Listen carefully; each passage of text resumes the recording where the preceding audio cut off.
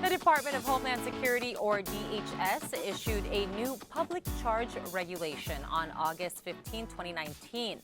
The regulation will primarily affect persons who apply for immigration benefits starting on October 15th this year.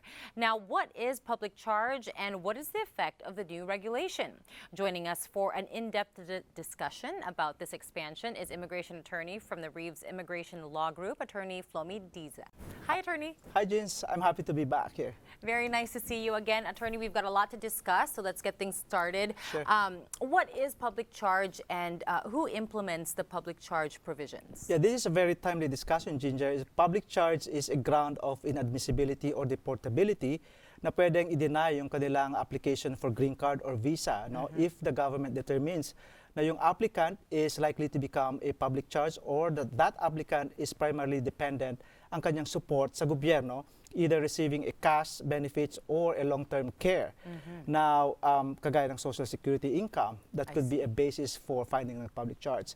And as you mentioned, yung tanong mo kanina, it's the Department of Homeland Security under the USCIS that would implement this new regulation if people are applying for green card. Now, yung mga nag-apply naman sa Pilipinas or abroad, it's the U.S. Embassy under the Department of State that would implement this new regulations. I see. So you've got the embassy kung nasa Philippines, and then you've got DHS kung dito sa US. state, sa US. Okay. So how does one overcome a public charge finding, especially before the expanded rule on public charge? Before na-implement itong bagong batas, Ginger, one needs to overcome that by just submitting an affidavit support from the petitioner. Now, showing that meron siyang enough income, sufficient income that meets the 125 poverty guidelines na dinetermine ng USCIS. Now, if the income is not enough, they can only request for any person, any individual who is a United States citizen, right, over 18 years old, who's willing to do an affidavit support. I see. So that's good enough to overcome that public charge. Now, even if that applicant, as the new regulation says, in the past there are only 4 na government programs, kagaya ng social security income or yung benefits or yung long-term care ng Medicaid.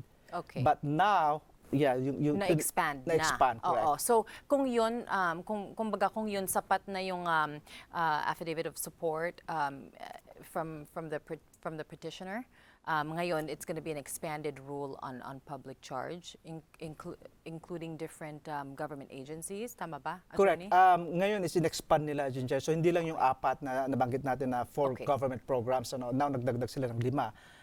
Another 5 that they can show in the screen. Isa doon is yung very common is yung SNAP, ito yung tinatawag na food stamps.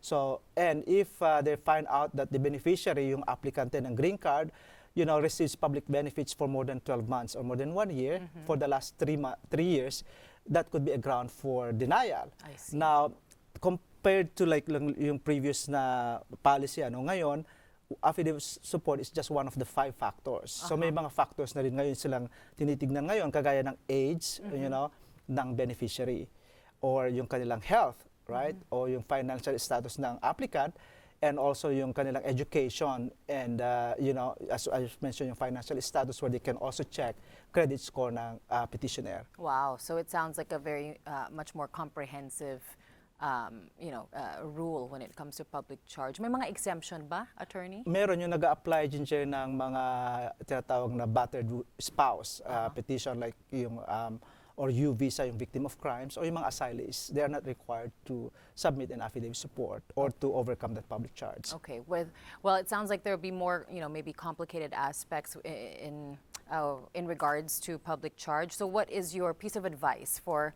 our mga ka-nation natin? Well, with the new implementation ng public charge provision, it would be more difficult to apply kasi may mga additional forms yan, Ginger, right? At saka mas maraming re-reviewin din ng mga government officials ng USCIS and the embassy that would, because there's additional form and that would result in delays. We expect that, delays and probably denials.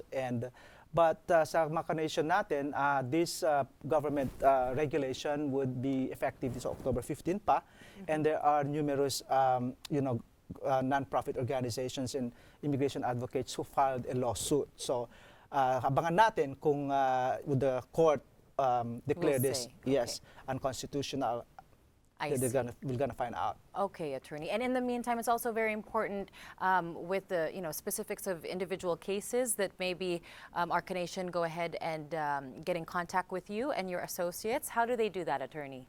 Yes, we have several offices in the United States. I am based in San Francisco, and we have an office in Las Vegas and Los Angeles. We have one in Makati and one in China. You can see our telephone number to call for an office consultation. Most of our immigrations are immigration specialists. Okay, fantastic. Thank you so much. I know there's a wealth of information there, attorney, but you do such a great job of breaking it down for us. We'll see you next time. Maraming salamat, Attorney Flomy Diza. It's my pleasure. Thank you so much. Thank you, Thank you. attorney.